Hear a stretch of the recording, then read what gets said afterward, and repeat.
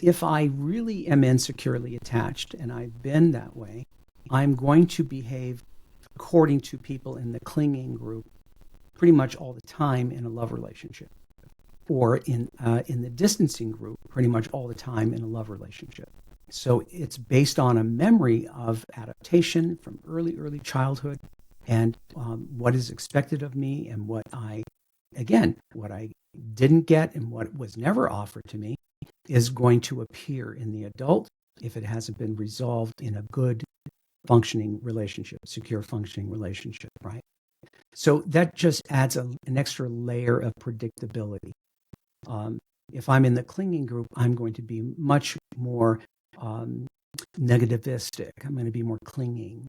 I'm going to So be we're all on the same page. Can you tell us which one is the clinging group? Like, wave. yeah, tell us, define the So, island, anchor, and wave for us. Thank you. so the wave is a member of the clinging group. It's a clinging defense brought about by the thousands and thousands of interactions between the baby, the infant, and the Mm. caregiver over and over again. When we study babies, we see how the babies adapt to the attachment orientation of the mother or the father or both, right? And we see those adaptations way early, way early. So, for instance, in the wave baby gets preoccupied with the mother's attention because the mother is there intensely a lot and then not there, but in the presence of, but gets annoyed by the clinging. So the caregiver at once rewards clinging and dependency, and at other times rejects it. And the child feels punished. The child wants to cling more, and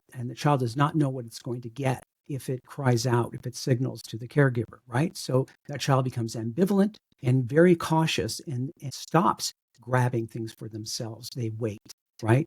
They're babies in waiting, they're children in waiting, they're adults in waiting, which makes them very angry because because I will not make decisions as well myself. I will not lead. I will not grow up and own things for myself and deal with difficult people, right? I'm always at the mercy of that insecure attachment. This person will be here and then they will be gone with me. They don't love me. They're not attracted to me, right? And so that's a behavior that comes out of training of a kind early in infancy.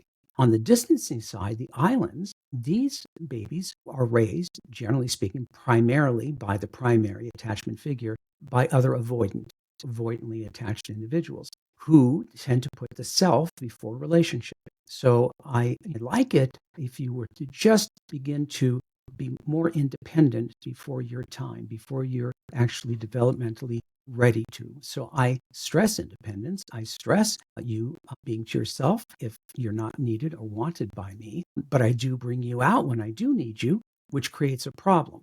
So I'm being neglected on an attachment level. By that, I mean face to face, skin to skin, eye to eye contact over extended periods. We need a caregiver who's resourced and interested in finding that mind, right? If those elements are somehow not fully developed in the caregiver, then the child begins to adapt and goes inside and begins to auto regulate. That means self soothe and self stimulate as a mainstay of self care.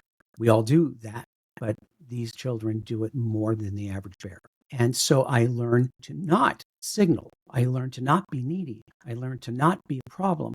I learn to take care of myself. And I think it's independence, but it actually is an adaptation to a certain kind of neglect.